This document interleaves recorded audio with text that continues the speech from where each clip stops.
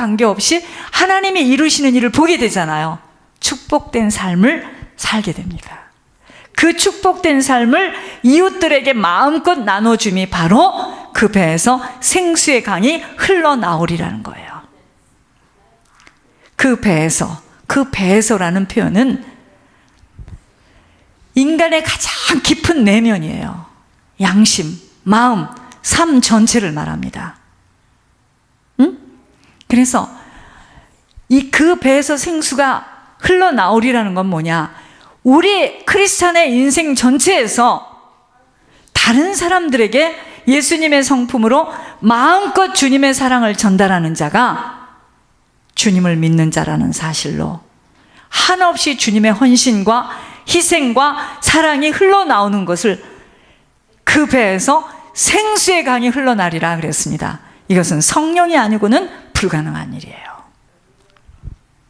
이것이 곧 십자가 위에서 죽으신 후에 우리에게 주신 성령으로 이 성령을 받은 자는 그 배, 곧 그의 인생에서 생수의 강이 흘러나온다는 것은 주님의 성품이 흘러나온다는 거예요. 축복된 삶을 마음껏 나눠주는 것을 말씀하고 계십니다. 이걸 못할, 성령을 받지 못했기 때문에 자기만 살아야 된다라고 아무리 많이 가지고 있어도 그걸 움켜쥐고 있기 때문에 목이 마를 수밖에 없는 거야. 이러한 삶을 살지 못하는 자마다 목마름에 허덕이게 된다는 것입니다. 사라지지 못해요. 많이 가졌는데 안 사라져요. 주님하고 맞지 않는 인생은 목마릅니다. 어떠한 것에도 만족함이 없이 늘 줄이고 목마르게 되는 거예요. 그러니까 그런 사람들은요, 늘 남을 탓하고 지나간 그 사람 실수한 거 개수하고 있는 겁니다. 어쩌겠는데요. 본문에 나오는 명절 끝날이 곧 그날이 큰 날이라는 말입니다. 초막절이 일주일 내내 지속되는데 초막절이 끝난 다음 날 곧 모든 이스라엘 백성들이 함께 모여서 화목제를 드리는데 최고의 기쁨을 누리는 절정에 이르는 8째 되는 날 큰 소리로 무리들에게 외쳤어요. 뭐라고 했느냐? 나를 믿는 자는 성경의 이름과 같이 그 배에서 생수의 강이 흘러나리라. 누구든지 목마른 자에게는 나와라, 마셔라, 내게 와서 마음껏 마셔라 하고 외쳤습니다. 여러분, 성경은 물의 언약도 있지만 떡의 언약도 있어요. 만나와 메추라기, 그렇잖아요. 구약시대에 만나와 메추라기를 하늘로부터 내리셔서 광야에서 유리하는 이스라엘 백성을 먹이신 하나님은 내가 곧 생명의 떡이요 그랬잖아요. 그죠? 내가 곧 생명의 떡이라고 하는 그 하나님이 예수를 이 땅에 보내심으로 온 백성으로 배부르게 하셨어요. 그 생명의 떡만 먹으면 배가 부르는 거예요. 또 광야에서 목말라 하는 그 백성들에게 모세야, 막 사람들이 무엇 때문에 우리를 데리고 이 광야에 나와서 목말라 죽겠다고 난리를 치니까 모세가 하나님께 이제 다 말하는 거죠. 저들이 저렇게 목이 말라서 그들만이에요. 그들이 데리고 나온 가축도 있잖아. 내가 뭘 가지고 있느냐? 지팡이를 가지고 있습니다. 지팡이를 반석에다 내고 쳐라. 그러니까 막 물이 콜콜콜콜콜 쏟아지잖아요. 목말라 하는 백성에게 반석에서 생수를 내신 하나님은 생수의 근원 되시는 예수 그리스도를 보내셔서 영적인 기갈로 허덕이는 모든 영혼들을 목마르지 않게 하셨어요. 배부른 자에게 생명의 떡을 주셔서 배부르게 만들어. 여러분, 우리가요, 예수님으로 채워지면 채워질수록 부족함이 없습니다. 부러운 게 없습니다.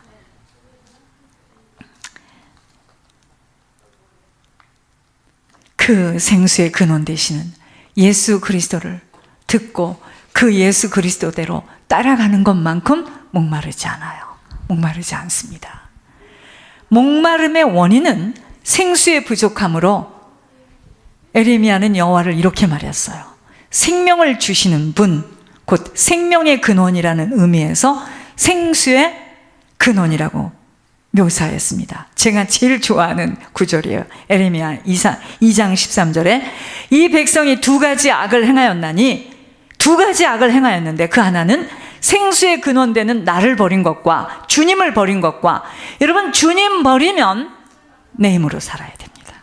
그러면 스스로 웅덩이를 팔 수밖에 없어요. 근데 스스로 내 인생을 살아보겠다고 열심히 살았는데 물을 담을 수 없는 웅덩이야. 인생이 사라지지가 않아요. 제가 참 좋아하는 말씀입니다. 그러니까 에레미야는 여호와를 생명을 주시는 분, 생명의 근원이라는 거죠. 이사야 55장 1절에는요, 오호라 너희 목마른 자들아, 물로 나오라, 돈 없는 자도 오라. 너희는 와서 사 먹되 돈 없이 값 없이 와서 포도주와 젖을 사라. 너희 목마른 자들아, 물로 나오라. 이 생수를 무엇의 상징으로 이사야는 말했죠? 말씀의 상징입니다. 누구든지 와서 하나님의 말씀을 듣고 그 말씀으로 살아가는 자마다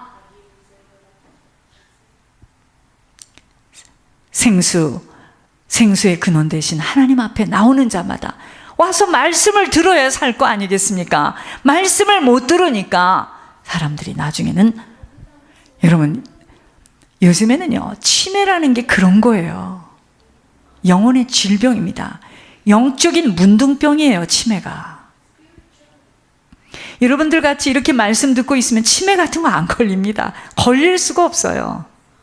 더군다나 이렇게 지금 경주를 하고 있는데 언제 치매가 걸립니까? 예배만 잘 나오시면 치매 같은 거 못 걸립니다. 잠언 13장 14절에서는 지혜 있는 자의 교훈은 생명의 샘이니 사망의 그물에서 벗어나게 하느니라. 생명의 샘을 지혜로 표현을 하셨어요. 여러분, 생수는요, 생명의 원천인 하나님을 말씀하시는 생수의 근원이에요. 생명을 주신 분을 말씀하시면서 생명은 믿는 자가 받을 성령을 이야기하는 겁니다. 이런 생수가 아니라 믿는 자가 받을 성령이에요. 그래서 성령이 아니고는 예수를 주라 신할 수가 없는 겁니다. 그래서 우리가 말로 기도하는 것은 진짜 사람들 이 사람을 가지고, 이 제목을 가지고 1시간 하라 할 때 진짜 이거는 경을 읽을 수도 없고, 그죠? 그때는 이제 방언으로 들어가는 겁니다.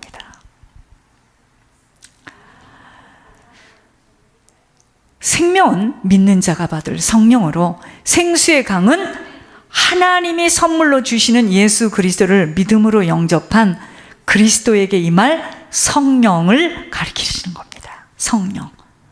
그래서 예수님 자신이 생수의 근원이심을 선언하심으로 모든 갈급한 영혼에게 완전 해결.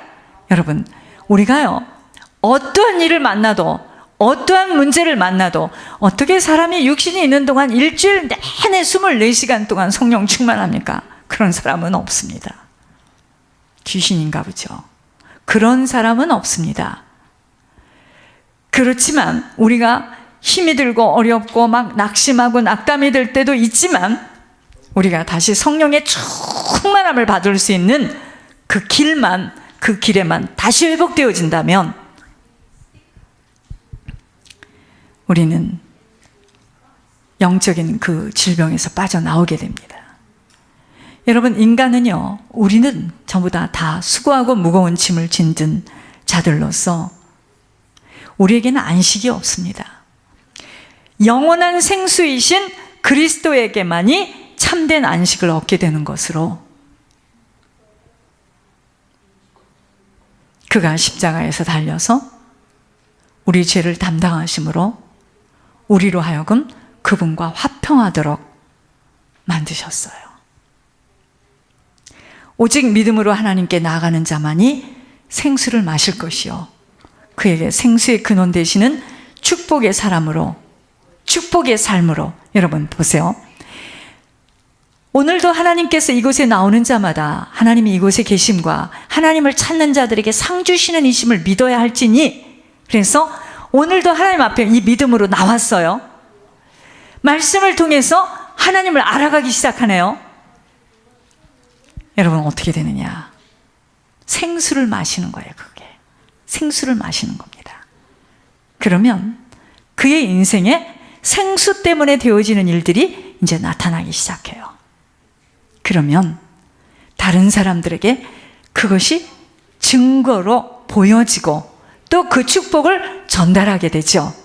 이것이 생수의 강이 흘러 넘쳐요. 그래서 다른 사람에게 물을 주는 근원이 되는 거예요. 야, 저 사람 보니까 예수 믿으면 저렇게 되는구나. 야, 하나님이 하시네. 이게 생수의 강이 지금 흘러가는 겁니다. 성령이 충만한 그리스도의 삶은 이처럼 그리스도의 증인으로서 남에게 영향력을 끼치는 삶이 되지만, 하나님으로 충만하지 못한 인생은 늘 목이 마른 갈등이 끝나지 못하게 됩니다. 없어서가 아니에요. 배우지 못해서가 아니에요. 자식이 불효자라서 그러는 게 아닙니다. 생수를 마시지 못하면 사람은 갈등할 수밖에 없게 돼 있어요. 목마른 이유는 하나님 만나지 못해서 생수를 마시지 못하니까 죽은 영혼으로, 또는 예수님을 만났다고 하지만 계속해서 마셔야 되는데 하나님의 영으로 충만하지 못하니까, 생수를 계속해서 공급받지를 못하니까 그의 인생에 다른 사람에게 마음껏 축복된 주님의 사랑을 전달하지 못하니 모든 것에 다 갈라지는 겁니다. 하나님과 상관없는 인생으로 살게 되는 결과로 나타남이기에, 우리는 세상 것에 취해서 애타할 것이 아니라 생수의 근원 되시는 하나님 앞에 나가야 합니다. 보세요. 어떤 사람은 똑같이 양평에서 국민학교를 다녔을 때 고무신이 아니라 잘 사는 집 아이는 구두도 신고 다녔겠죠. 그때 당시에. 응? 그런데 이 집 좀 보세요. 한 사람이 생수의 근원을 계속 마시니까 아들은 최고의 종으로 쓰임받을 것이요, 딸은 최고의 치유자로 쓰임받을 것이요, 큰아들은 엄청난 축복을 주실 것이요, 자자손손 대대로. 야, 그거 말고도 더 깊은 이야기가 있는데 무서워서 말을 못하겠습니다. 여러분, 저희들은요 매일 매순간 생수를 마시러 주님 앞에 나가야 돼요. 목마름은 생수가 흘러갈 수 없기에 우리들의 인생의 생명의 근원 되신 주님이 나타남이 전달되지 못하면 모든 것들에 메말라진다는 결론입니다. 의인의 길은 돋는 햇살 같아서, 의인의 길은 돋는 햇살 같아서 크게 빛나 한낮의 광명에 이르거니와, 악인의 길은 어둠 같아서 그가 걸려 넘어져도 그것이 무엇인지 깨닫지 못하느니라. 이게 무슨 말이에요? 잠언서 4장 18절 19절. 지속적으로 생수가 흐르게 되면 돋는 햇살로 주변이 다 살게 돼요. 여러분, 햇빛이 비치면 모든 게 다 살아납니다. 영원히 생명을 받지 못하여 생수가 흐르지 못하는 자는 모든 것이 다 막히고 걸려 넘어지게 돼요. 여러분, 돈 갖고 일이 해결되어진다면 예수님 안 와도 됩니다. 하긴 요즘에 미국을 보니 어이없습니다. 여러분, 지금 우리가 미국을 보면서 봐야 돼요. 돈 있다고 대통령, 어떤 모습과 어떤 생각을 가지고 있어도 돈이 있으면 대통령도 나올 수 있는 나라가 돼버렸어요. 이 나라가. 여러분, 우리 후대를 생각하면 정말 아찔합니다. 정말 이거 예물 무섭게 올려야 됩니다. 그러니까 지금 저 뱃속에 있는 아기는 굉장히 속에서 막 살겠는 거예요, 저 영혼이. 힘들어도 아기 나올 때까지는 계속 아기를 위해서라도 생수 좀 마시게 해야 돼. 지혜야, 힘들어도 여기 와서 잘더라도 아기가 이 생수를 마셔야 돼.